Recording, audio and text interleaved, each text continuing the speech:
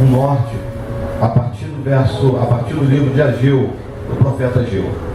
Temos um texto bastante conhecido dos irmãos, até aqueles irmãos que não têm por hábito ler a palavra do Senhor já ouviu inúmeras vezes esse versículo, que trata sobre a busca, em primeiro lugar, do reino de Deus, das coisas do Senhor, para que as demais coisas possam ser acrescentadas.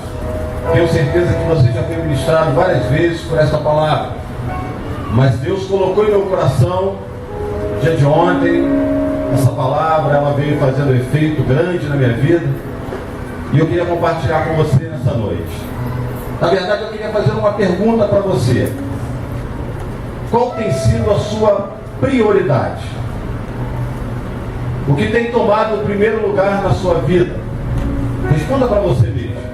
Por exemplo, conversando com algumas pessoas, você mesmo diria: hoje eu tenho me dedicado à minha família, tenho me dedicado ao meu filho, tenho me dedicado ao emprego, pois é novo, tenho me dedicado à minha festa de casamento, pois estou me preparando para casar.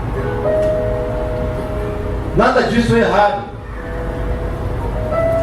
mas nós precisamos entender o que é prioridade de verdade. Já foi falado aqui hoje, e é o cunho da mensagem, que Deus acrescenta as coisas. Nós só não podemos inverter situações, o que é prioridade ou não. Eu pedi para você abrir no livro do profeta Ageu. O profeta Ageu foi o primeiro profeta a profetizar depois do cativeiro babilônico. Só 3 profetizaram depois do cativeiro, onde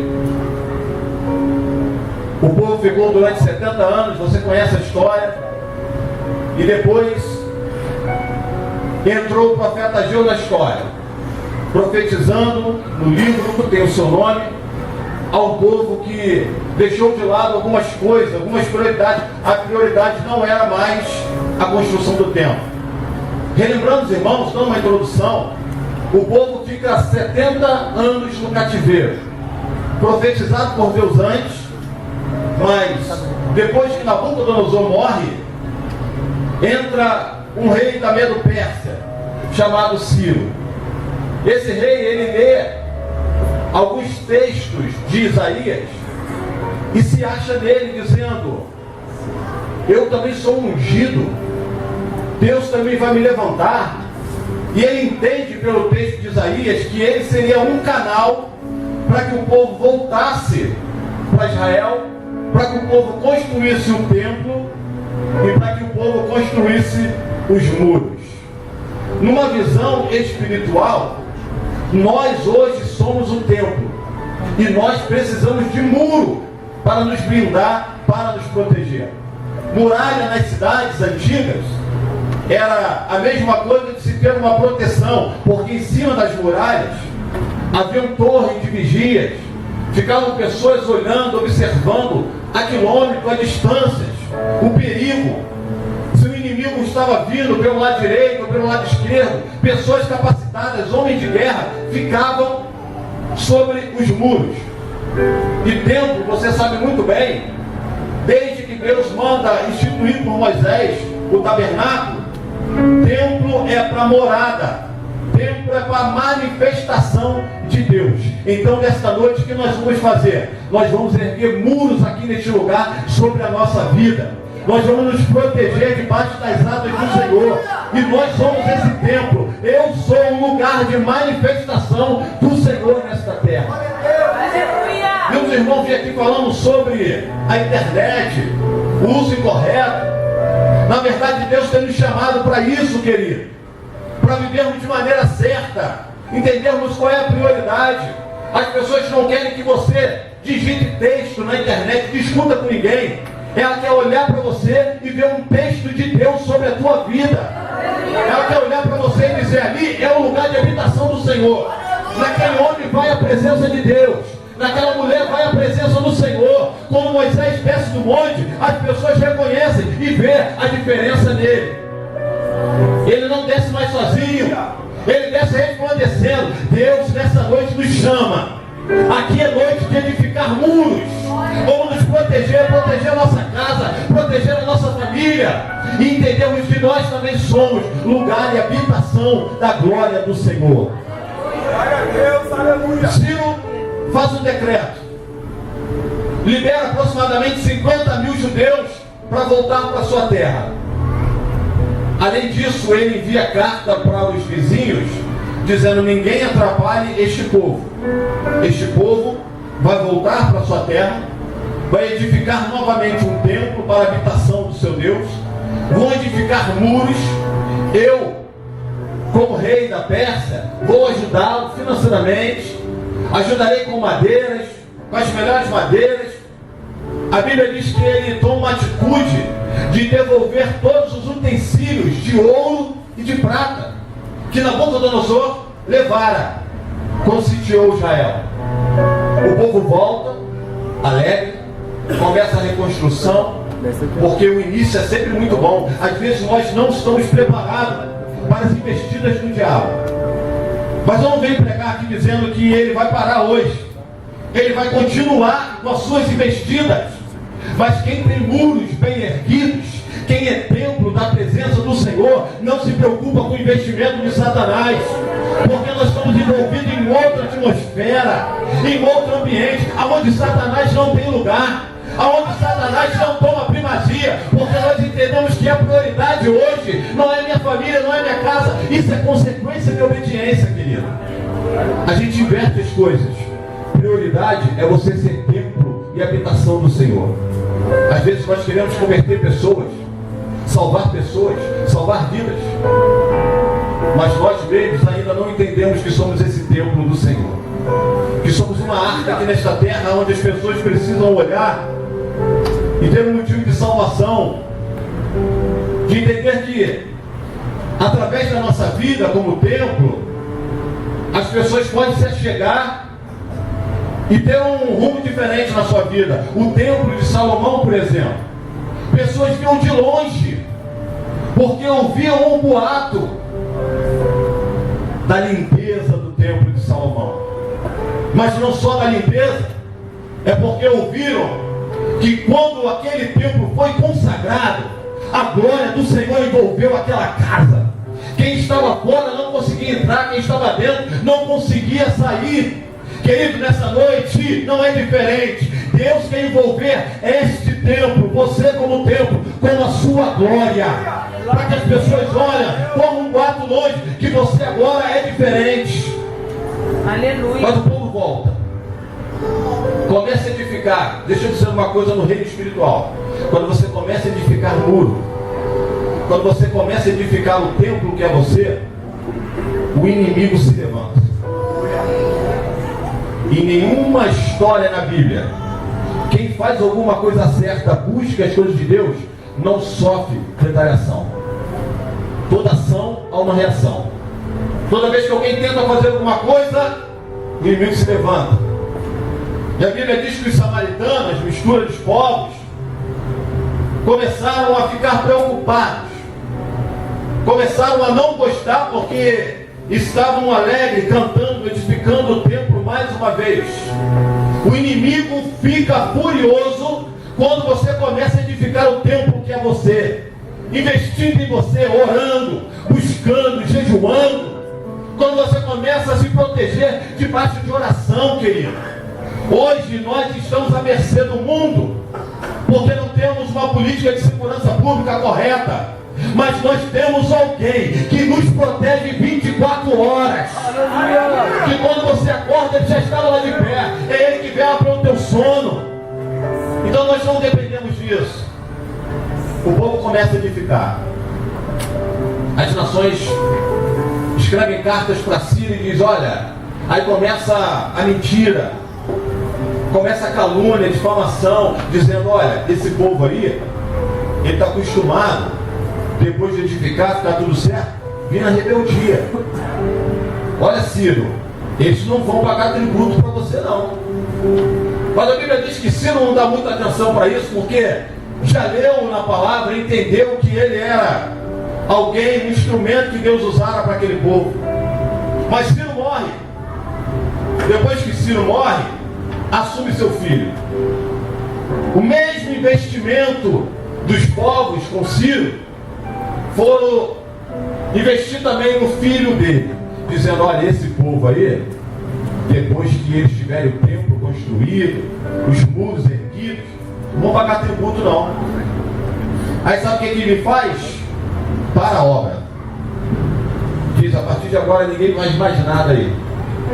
Não tem mais ajuda do governo, não tem mais nada. A partir de agora, vocês não vão mais, não tem mais permissão de edificar o templo.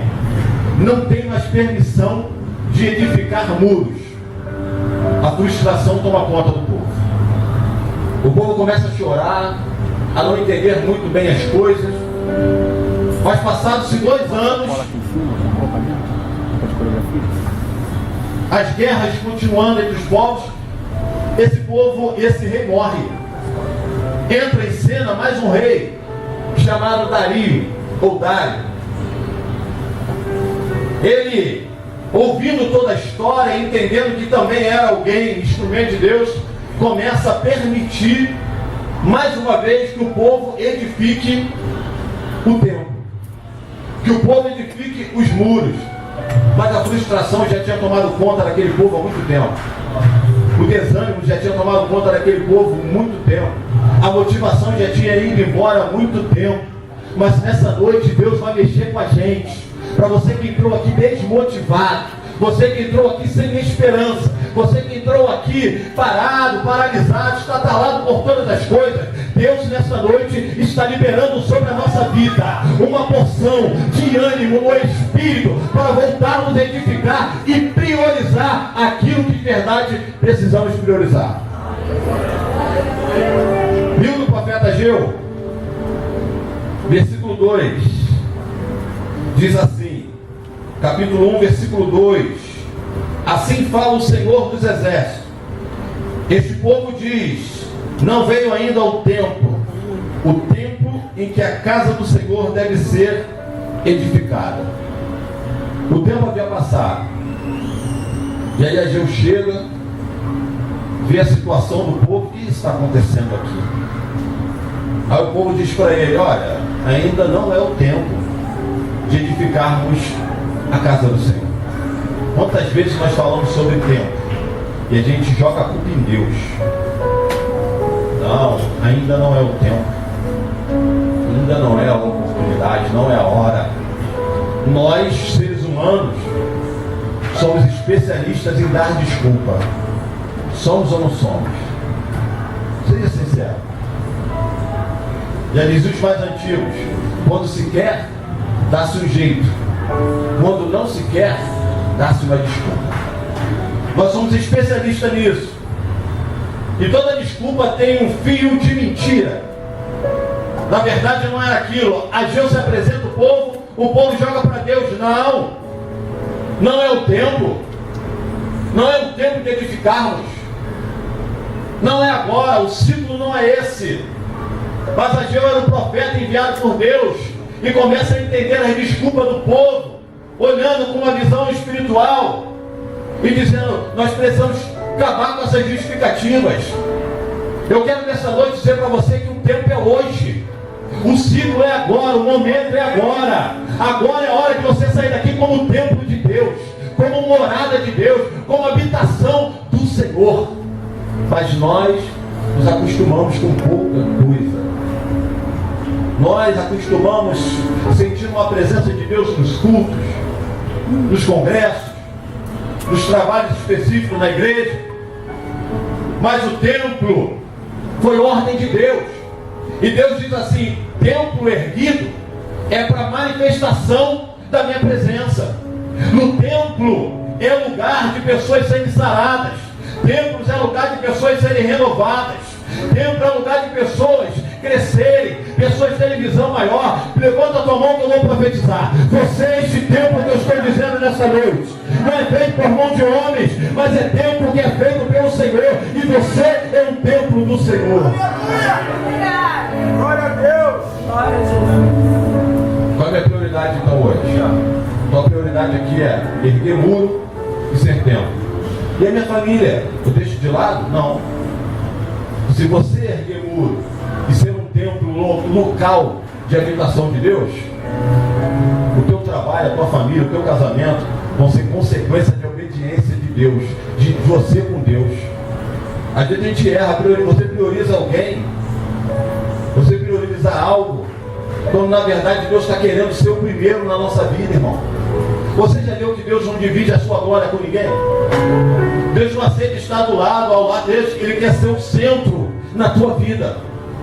Deus não abre mão disso, Ele não divide com ninguém. Nós sabemos fazer isso, Deus não. Por isso que às vezes Ele complica as situações na nossa vida, aonde não tem mais solução humana para ser resolvida, para que exclusivamente a glória seja dada a Ele. Você já reparou? Onde não tem mais saída, não tem mais para onde, a quem você recorrer, entra Deus na história, te dá a vitória, mostrando que Ele é poderoso, que a glória é só dele. Glória a Deus. Aleluia. Mas eu volto, começa a palestrar com o povo, versículo 4, capítulo 1. Acaso é tempo de habitardes vós em casas apaneiladas, enquanto esta casa permanece em ruínas? O povo estava tendo uma atitude egoísta. O desânimo, a investida de Satanás sempre virá. Eu disse para os irmãos, você pode até titubear, não é pecado chorar, não é pecado gemer, mas você tem que entender que quem está sobre a tua vida não são as situações, mas é Deus. Aleluia. O povo perdeu isso. O povo começou a trabalhar na sua própria casa. A casa do povo estava luxuosa e o templo de Deus em ruína. As pessoas passavam com certa indiferença sobre os alicerces do templo. As pessoas olhavam, passavam e não ligavam mais para o templo, por causa da investida do diabo e porque eles se acostumaram com aquilo. Eles passavam, olhavam a ruína. Aproximadamente mais de 15 anos a obra parada. Você sabe o que é uma obra parada? Mato, entulho, sujeira.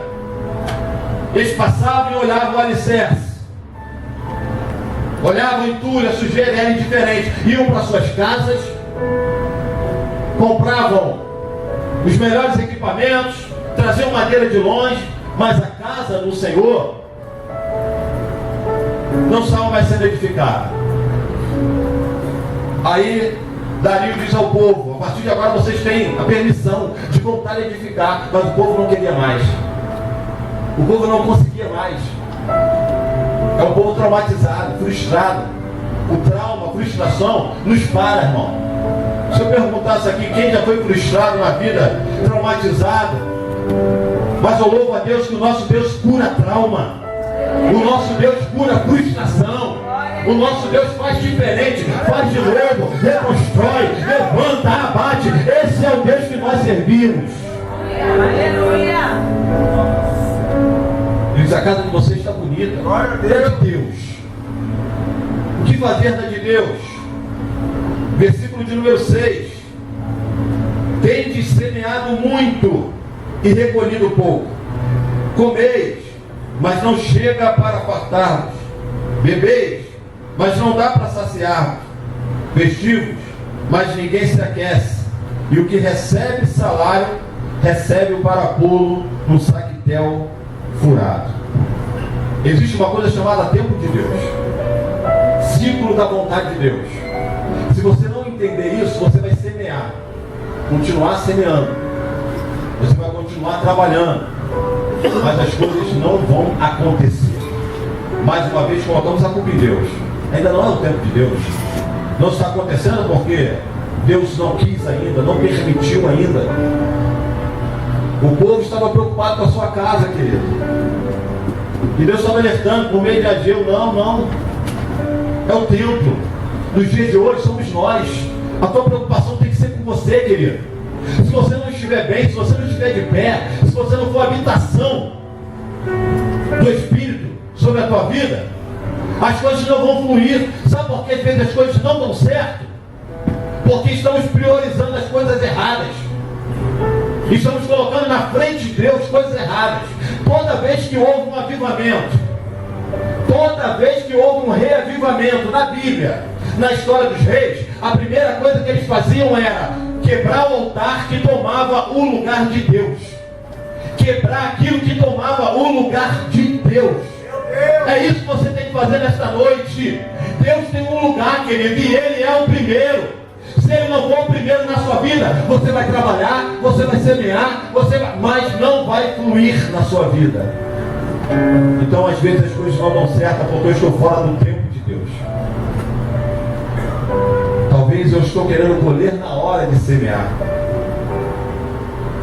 Estou querendo rir, talvez na hora de chorar. Porque a Bíblia me alerta que há tempo para todas as coisas aqui nessa terra. Existem tempos estabelecidos por Deus que eu e você não entendemos. Muitas das vezes a nossa visão natural não nos permite enxergar isso. Mas louvamos a Deus que Ele nos alerta. Qual é o tempo que eu vivo hoje então? É o tempo de ser casa de Deus, querido. É o tempo de ter muralhas. Nós ficamos desprotegidos. Qualquer coisa fere a gente. Qualquer coisa é motivo para não virmos mais, para não querermos mais, para não sonhar mais, porque não temos mais muros, porque o templo talvez está vazio. O profeta Ezequiel tem a visão do templo da glória de Deus, a glória dentro do templo. Mas o motivo do povo errar e o povo pecar fez com que a glória saísse. Templo sem glória de Deus não é nada, porque o templo foi feito para a morada de Deus. Você foi feito para a morada de Deus, para Deus se manifestar por meio da sua vida. Glória a Deus! Aleluia! Aí eu tenho trabalho, começa a conversar com o povo. Versículo de número 7. Assim diz o Senhor dos Exércitos: considerai o vosso passado, subi ao monte, trazei madeira, edificai a casa, dela me agradarei e serei glorificado, diz o Senhor. Começa a alertar o povo, considera o passado. O passado não é para ser lembrado e te fazer chorar ou gemer. O passado é para você olhar para ele e ver aonde você está agora. Sempre falamos isso, não deveríamos estar aqui. Isso é verdade. O mundo tinha uma outra proposta para a gente. As coisas dessa terra tinham uma outra proposta. Mas um dia alguém se apresentou com uma proposta muito maior e melhor. Nos tirou do império das trevas, nos transportou, nos colocou numa atmosfera de reino, fazendo entender que Ele é maior do que todas as coisas, que Ele é poderoso, Ele nos libertou, Ele nos salvou, Ele curou. E aí Ageu começa a dizer: considera o passado. Olha lá para trás, o povo que tirou o povo de vocês do Egito, que abriu o mar vermelho. Nessa noite é para você considerar o passado, olhar para as coisas que Deus já fez na tua vida, mas não ficar presa nela, porque Deus tem muito mais a fazer na sua vida. Aleluia! Ele diz no versículo 8: o sacrifício. Sermos templo dá trabalho.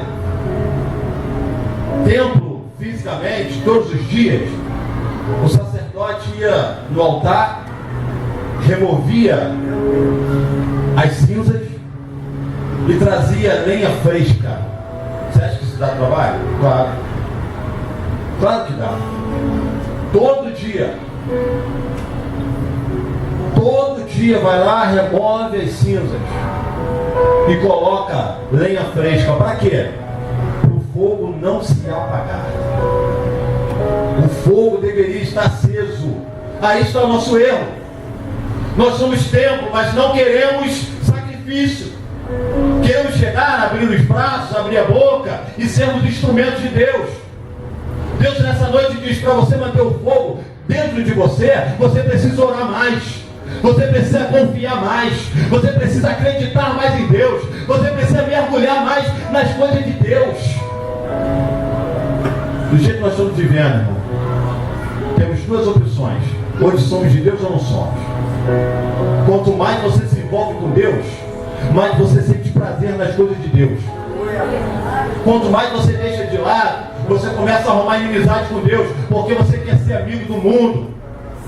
Hoje eu quero olhar para a igreja e ver templos, mas não só templos bonitos, mas eu quero olhar para você e entender que a glória do Senhor está dentro de você. Olhar para você e entender que você é um homem de Deus, você é uma mulher de Deus, você tem um nome, você carrega um nome, é o nome de embaixador dele.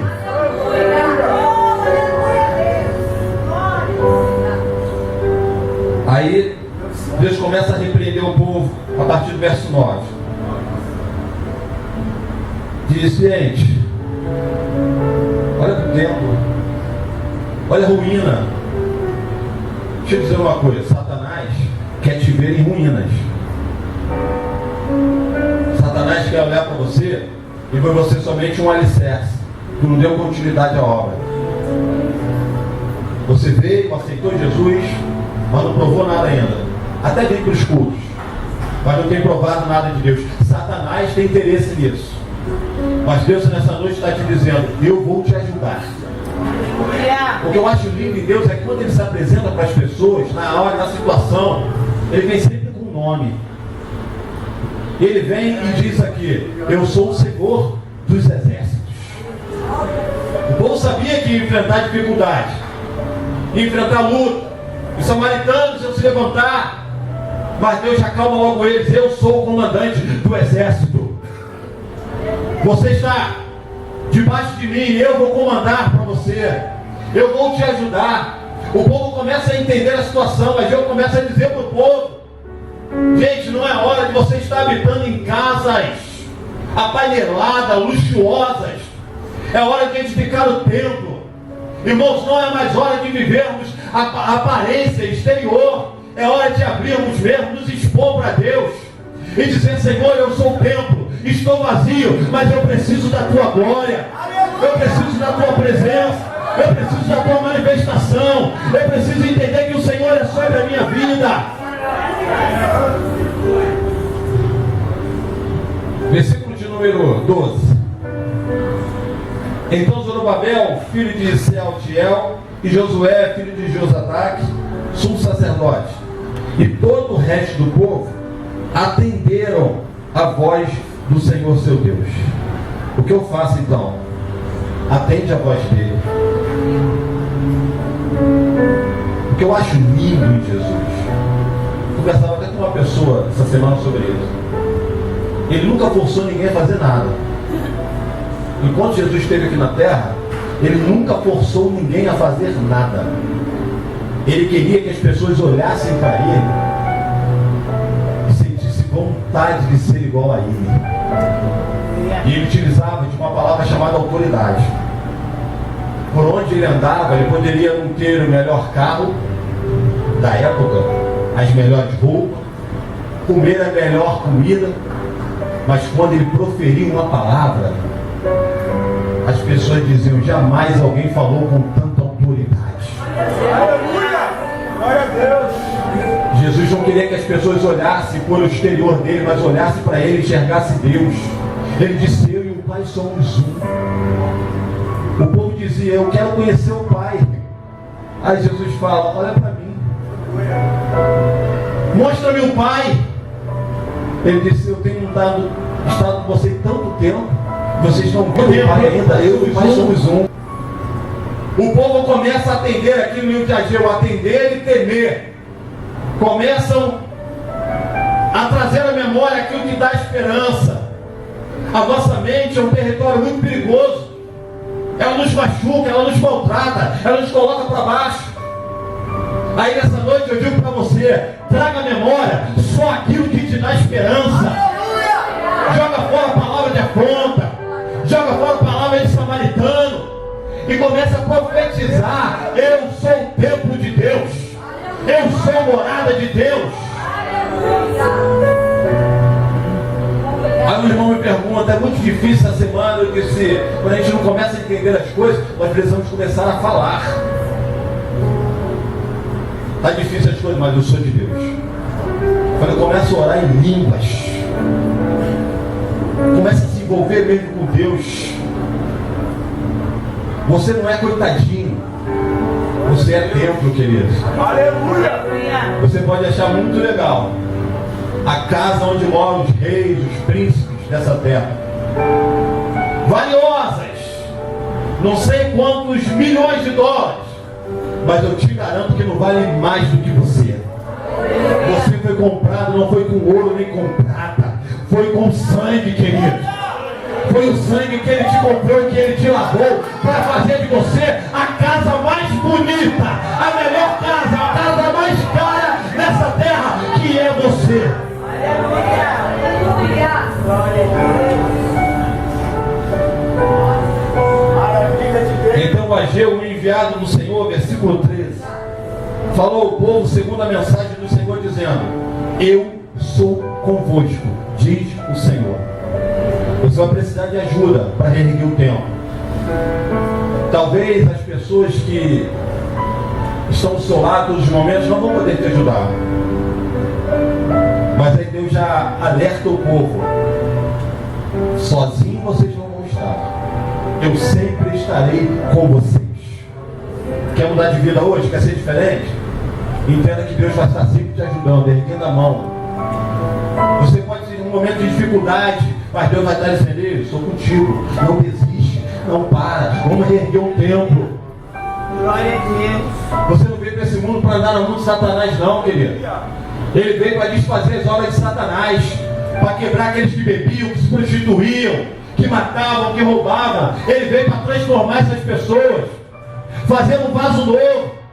Sabe o que diz o apóstolo Paulo para Coríntios? O problema não está no vaso, querido. O vaso é de barro, o vaso quebra. O que mais vale nessa história é o que está dentro do vaso. É a excelência, é o Espírito, e ele não se quebra. Aleluia! Glória a Deus. Versículo 14. O Senhor despertou o espírito de Zorobabel. Ele despertou o espírito de Josué. E despertou o espírito do resto de todo o povo. O que Deus quer fazer nesta noite é despertar o nosso espírito. Despertar quem está dormindo. A maneira certa de agradar a Deus, de fazer as coisas para Deus, é pelo espírito do homem. Deus não aceita emoções. Tem gente que entra na igreja, não é pecado, é bom. Quando choramos, sorrimos. Mas para atrair a presença de Deus, não são a pessoa que aplaude mais alto aqui ou dá um glória mais alto. Por isso ela vai atrair a Deus? Não. Talvez alguém nem deu um glória ainda, não aplaudiu ainda, mas o seu interior não está dormindo. Ele está dizendo como Jó: eu sei que o meu Redentor vive. Eu sei que ele vai se levantar. Eu sei que a minha história ele vai mudar. Eu posso não estar sentindo vontade de chorar, de rir, de aplaudir, mas eu sei que ele vai se manifestar, porque eu sou templo. Glória a Deus. A frustração que eu disse no início, investimento de Satanás, faz dormir o nosso espírito. A gente para de pensar, para de sonhar, para de desejar as coisas, de almejar as coisas.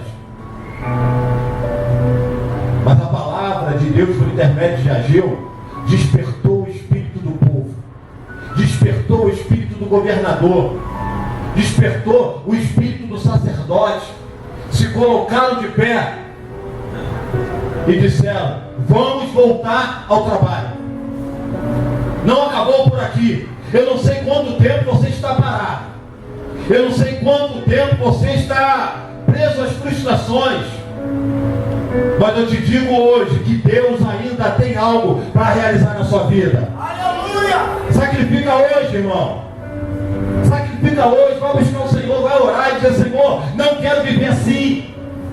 Eu quero ser templo, eu quero ser morada. Glória a Deus! Está aqui para que as pessoas vejam, é muito bom. Mas você tem que estar aqui hoje e Deus olhar para você e dizer assim: Ele é minha morada. Eu moro dentro dele, eu moro dentro dela. A gente tem dificuldade de discernir a voz de Deus às vezes. Por quê? Porque Ele não mora. Porque eu consigo discernir a voz de quem mora comigo. Você não consegue fazer isso? Por telefone. Uma vez ligaram lá para cá dizendo que estava com a minha esposa. Estou com a minha esposa aqui, vou matar ela. Fala aí. Até falei, pode levar, meu amigo. Leva aí, ué. Tá dando prejuízo aqui em casa mesmo? Vai, pode levar. Mas eu sabia que não era ela. Aquela voz ridícula que eles fazem, né? Porque eu moro com ela. Eu tenho um relacionamento íntimo com ela. Às vezes a gente não discerne, a gente não prioriza, porque falta um relacionamento íntimo com Deus. Falta um relacionamento de amizade, de amor, de companheirismo, de fidelidade, de sinceridade. É isso que tem faltado. Porque o povo, quando sofre afronta, esquece Deus. A afronta vem, é para fazer o quê? Para parar? Não. Porque Davi entende muito bem isso. Ele diz, com Deus eu salto muralhas. Com Deus eu passo pelo meio de um batalhão. Porque Ele adestra as minhas mãos para a batalha. Ele está querendo te adestrar hoje como templo, querido. As afrontas vão continuar. O grande propósito de Deus não é que você deixe de ser templo. É que você até pode ser templo, mas sem morada de Deus. Mas nessa noite, nós não vamos atrair a Deus com palmas, com louvores, mas vai ser com o espírito quebrantado, querido. Com o espírito acordado, lá no interior. Você olha para a direita, para a esquerda, não tem um norte, não tem uma saída, mas o interior vai estar gritando, Deus vai se levantar, Deus vai me dar vitória, eu sei o que Deus vive, eu sei o que Ele vai fazer na minha vida. Aleluia! Glória a Deus. Prioridade hoje, você sair daqui diferente. Satanás não fica preocupado de você vir para a igreja. Já foi época, dizemos muito isso. Ainda que você venha, ele tenta tirar o teu entendimento daquilo que é ministrado. Sabe, Deus falou isso comigo. O que eu tenho priorizado? Às vezes a gente procura, por que aqui não está acontecendo? Por que aqui não fluiu? Nós estamos semeando, mas colhendo pouco. A gente recebe o salário do trabalho, parece que coloca num saco furado. As coisas não estão fluindo. Você vê dentro desse texto, eu estou falando de um Deus que abre, um Deus que fecha. Não é Satanás não, querido. Não é ele não, não tem legalidade para isso. Ele está só se aproveitando da situação que você está vivendo. Mas é Deus que serra, é Deus que fecha. Sabe para quê? Para que você vire só para Ele e entenda que você precisa dEle. O que você precisa hoje é priorizar Ele. As coisas vão acontecer naturalmente na sua vida, as demais coisas vão ser acrescentadas. Mas você precisa aprender a priorizar o Senhor. Colocar Deus na frente de tudo. Como templo, como habitação, conversar com Deus. As coisas vão fluir. Sabe, irmãos, o povo estava acostumado a sobreviver. Sobrevivência no cativeiro. E quando sai de lá, parece que iam continuar sobrevivendo. Um dia após o outro, o que vier tá bom. Mas Deus nos chamou não para sobrevivência não, querido. É para vida, e vida em abundância. Por quê? Porque Ele é vida, querido. É a vida de Deus sobre você. É a presença de Deus sobre você. Então nessa noite, priorize Ele. Nessa noite, diga para Ele: Senhor, eu sou a habitação do Senhor. E como casa, às vezes a gente tem que dar uma limpeza. Não dá para receber as pessoas com casa suja. Tem hora que tem que limpar, tem hora que tem que tirar um pó. É um sacrifício. Mas você não pode estar aqui e não ser templo. Não pode estar aqui e não priorizar. Você precisa de muros aqui hoje. Levantar e erguer muros. Quando você lê na mesma história, no mesmo contexto de Neemias, quanto mais ele tapava as brechas, mais o furor vinha sobre os povos. Quanto mais você um tijolinho, uma oraçãozinha, um jejum, Satanás se levanta, tentando te parar, mas faça como Neemias: estou fazendo uma grande obra. Eu não posso parar, eu não vou dar ouvido para que Satanás está dizendo. Enquanto não se terminou o muro e o templo, as afrontas surgiram, mas Deus deu a vitória. Fica de pé nessa noite, por favor.